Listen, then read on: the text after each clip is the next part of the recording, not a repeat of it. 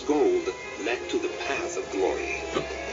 It's easy to pass off the religiosity of the Spaniards and indicate that it was a kind of subterfuge or rationalization for what they did.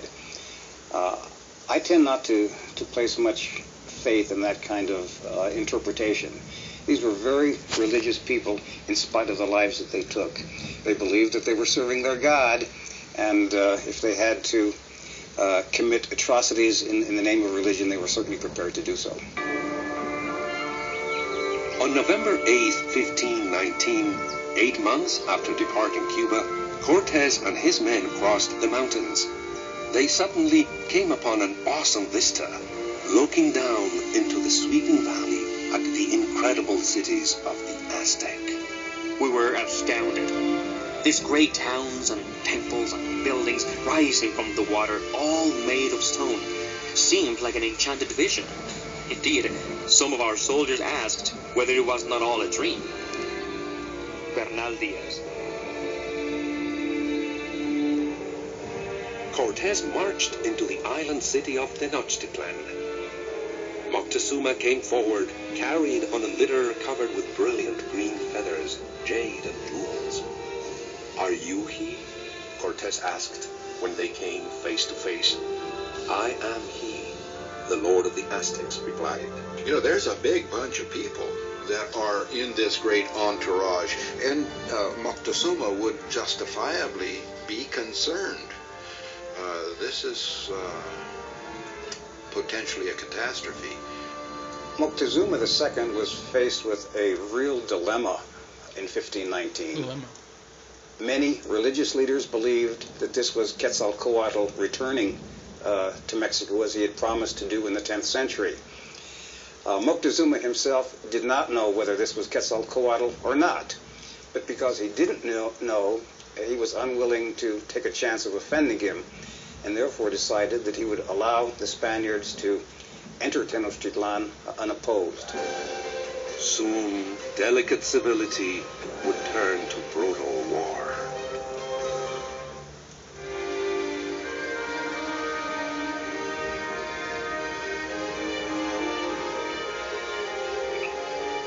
In the autumn of 1519, the Aztec king Moctezuma nervously watched as heavily armed, light-skinned men wandered through the streets of his capital city. For the first time in their history, the Aztecs had encountered an enemy more powerful than themselves. Proud of itself is the city of Mexico, Tenochtitlan. Here no one fears to die in war. This is our glory. Who could conquer Tenochtitlan?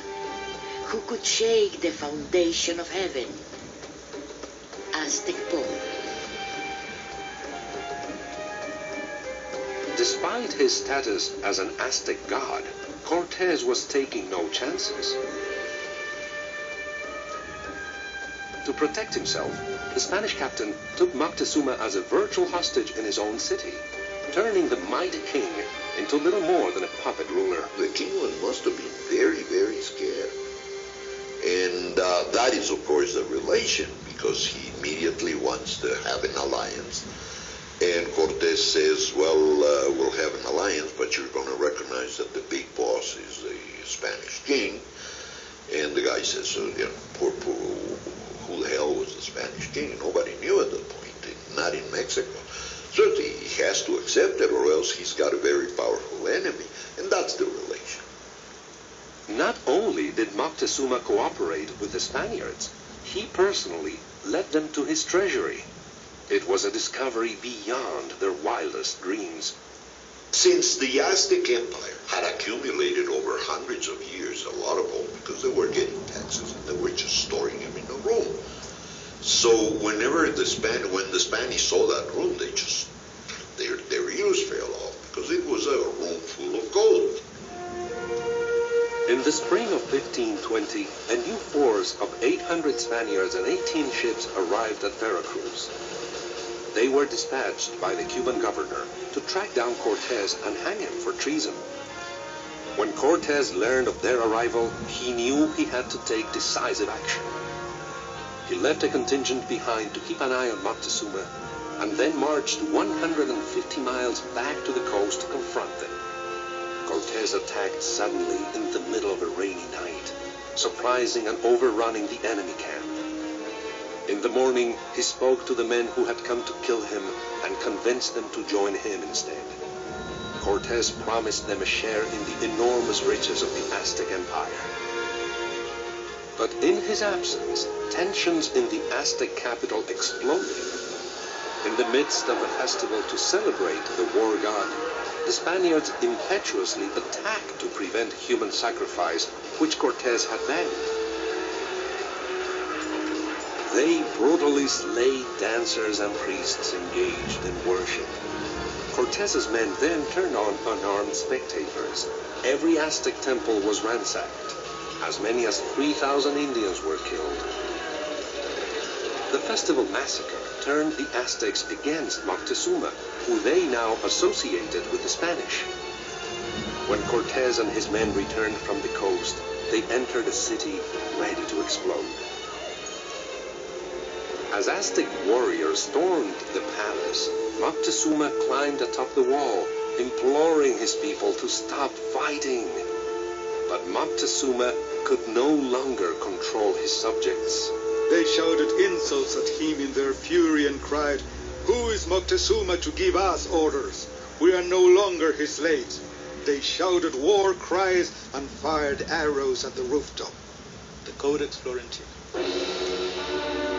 Moctezuma was struck down by stone hurled from the angry mob, killed by his own people.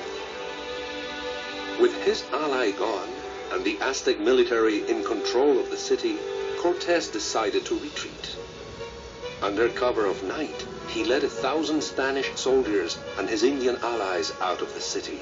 Cortés ordered all the gold and jewels and silver brought out. They loaded men and animals alive with as much as they could carry. Bernal Diaz. Cortés and his men moved silently as they tried to exit the city, carrying the plunder of Moctezuma's treasury on their backs. Then suddenly, thousands of Aztecs attacked. The Spanish fought fiercely along the causeway, leaping into the water when they came to the canals. Many drowned under the weight of Moctezuma's gold. The battle was incredible. Hundreds of Spaniards fell. The night would forever be remembered as La Noche Triste, the sad night. As the story goes, there's these tremendous treasures, and these guys are fighting down the causeway to get out, and they try to swim with all this weight, and so therefore they can't swim with all this jewelry on them, and they drown, and good riddance because they weren't good people anyway. A number of people do finally escape. Pursued into the nearby hills, Cortés was surrounded and hugely outnumbered. His men wearied to the point of collapse. They were on the verge of absolute defeat when Cortés charged through the enemy lines on horseback and personally killed an Aztec chieftain in front of his warriors. The slaying so demoralized the Aztecs that they withdrew, allowing Cortés to escape. The Spaniards went back to Tlaxcala to heal their wounds.